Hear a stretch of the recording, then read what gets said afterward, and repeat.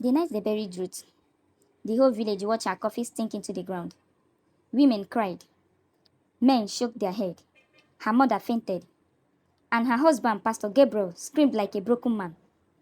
God, why would you take my wife? But as the last sand covered the grave, his eyes didn't cry. They looked relieved.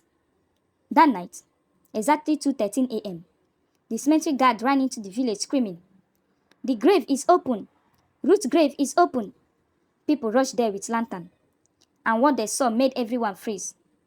The coffin was broken from inside. The grave was wide open, and there were barefoot footprints leading straight into the bush. The next day, the village were burning with fear. Some said Ruth was a witch. Some said her spirit refused to rest. But Pastor Gabriel stood in church and said calmly, "Do not fear. The devil is testing our faith." Yet that same night, an envelope slipped under his feet. Inside was a one sentence written in red: "You buried me too fast." Pastor Gabriel's hand started shaking because only one person wrote like that: Ruth. 3 weeks before Ruth died, she had started acting so suspicious. She stopped eating food from the house. She started recording phone calls. One night, she overheard her husband whispering, "She's getting close to the truth. We must do it this week." Then a woman laughed on the call. Ruth recognized the voice immediately. Her best friend, Tola. Ruth searched her husband's laptop, and she finds a video. Pastor Gabriel and Tola in a hotel room. Tola's voice said, "Once she's died, the church and property become ours." Pastor Gabriel replied, "She already signed the papers without knowing." Then he added, "Even if she refuses to die, we will make her die." Ruth's heart shattered. Her husband wasn't cheating. He was planning murder. Ruth ran to her mother's house for safety. But her mother, Mama Eunice, served her tea and whispered, "Drink it, it will calm you." Ruth pretended to sip. Minutes later, her body became weak. Her vision blurred, and she heard her mother cry, "Forgive me, they promised me money." Ruth woke up choking, dirty in her mouth, darkness everywhere. That was when she realized she was inside coffin, buried alive. She screamed and kicked until her nails broke. Then suddenly, she heard digging.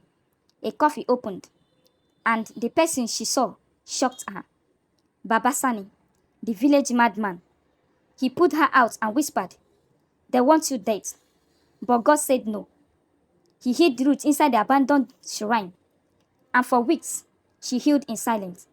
Then she smiled and whispered, "They think I'm dead. Good."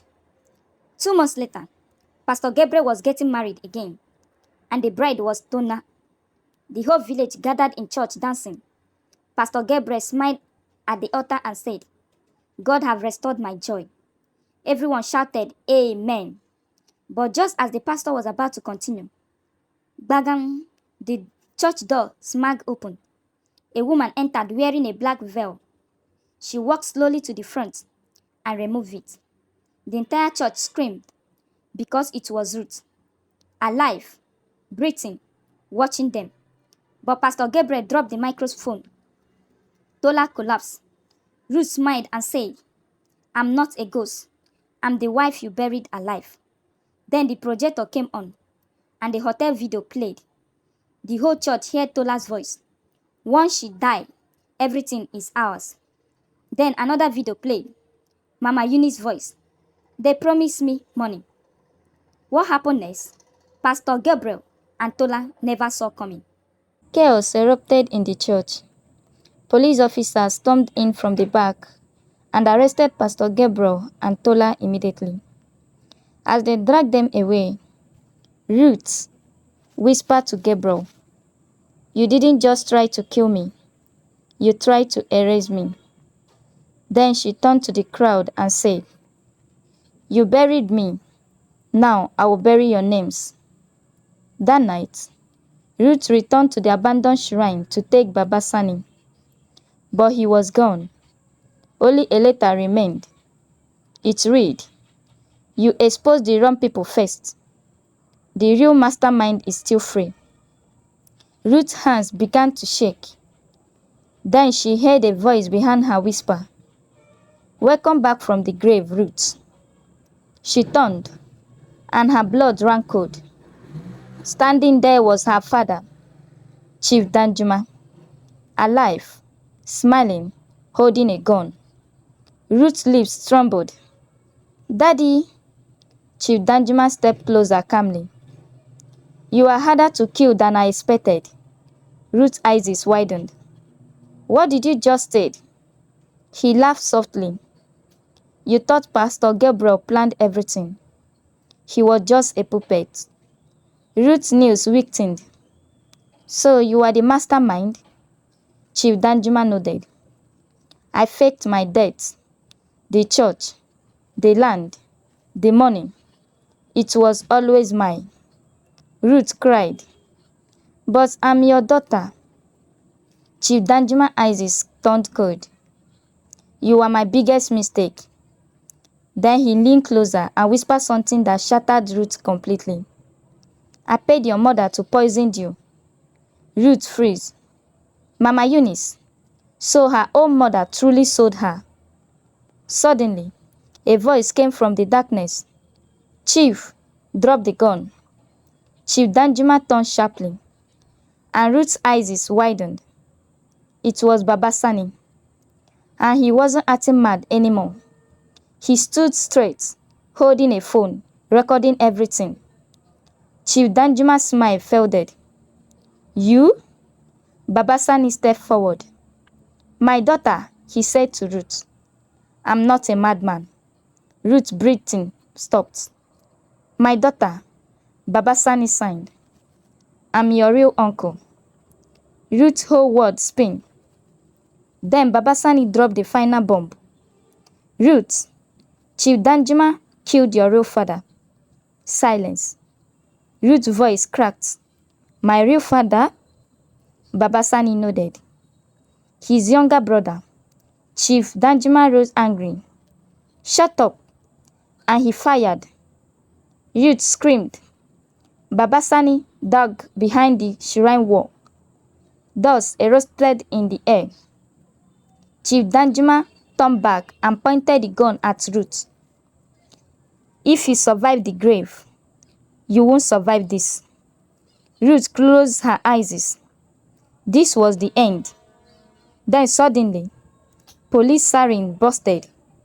We were. Chief Danjuma froze. The whole shrine was surrounded by flashing lights. Baba Sani shouted, drop the gun. Chief Danjuma panicked and grabbed Ruth, pressing the gun to her head. If anyone moves, she die. Pastor Gabriel was dragged out, handcuffs, crying. Tola too, shaking.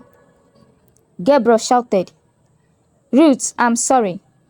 I didn't know he was behind it.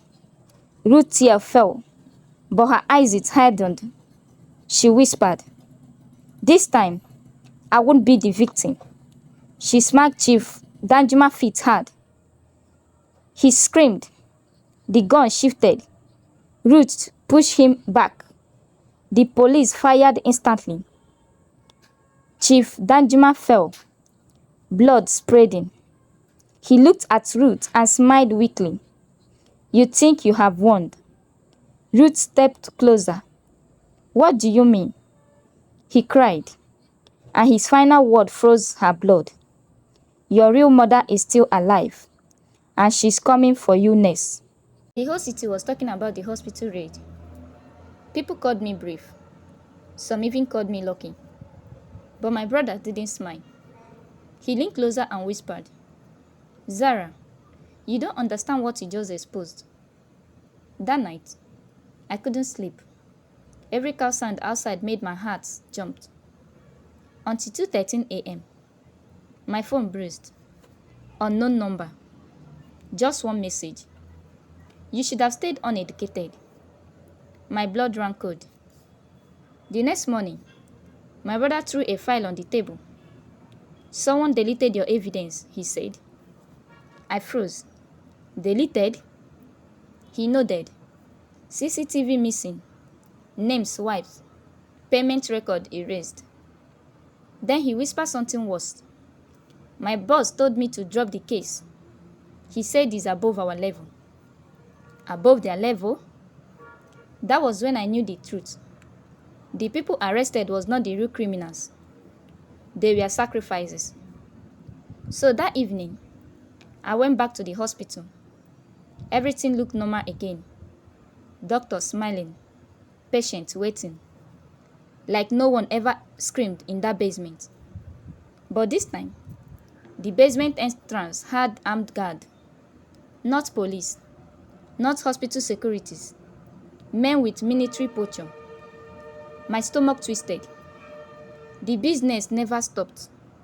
It only changed face. I hid in the laundry room until midnight. Then I followed the nurse. She opened a hidden elevator behind the wall. My throat went dry. So the basement I know was fake. I rushed inside the elevator before it closes. The nurse gasped, and I covered her mouth. Please, I'm not here to hurt you. I'm here to survive. The elevator dropped deep down ground. When the door opens, I freeze. It was a hospital, but not looking like hospital anymore. It was an underground facilities. Bright lights, clean walls, men in suits walking like kings. And behind glass room, people were trapped inside, crying, weak, unconscious. Then I saw a familiar face. My cousin, Aisha. The same cousin that was arrested. She was sitting there alive. I whispered, Aisha. She looked up and smiled. A slow, wicked smile. You really thought I was arrested? She asked. My whole body shook. You set me up. She nodded calmly. They needed someone brief enough to expose the small fish. And you were perfect. Before I could move, two men grabbed me from behind. They dragged me into a room. Then a man entered. Tall, expensive suit, cold eyes. He sat down like he was interviewing me. Then he said quietly, You embarrass my business, Zara. He swallowed hard. So kill me. He laughed. No. He pushed a file towards me. On it was my name, Zara, and underneath it, Field Recruiter. My heart dropped. He leaned forward and whispered, It means you will bring us more girls like you. My whole body went cold. Then he smiled and said, You wanted to expose them all. Well, congratulations. You have met the top. The door locked from outside. And in that moment, I understood. If I want revenge, I will have to pretend to obey and destroy them from inside. That night, I didn't cry.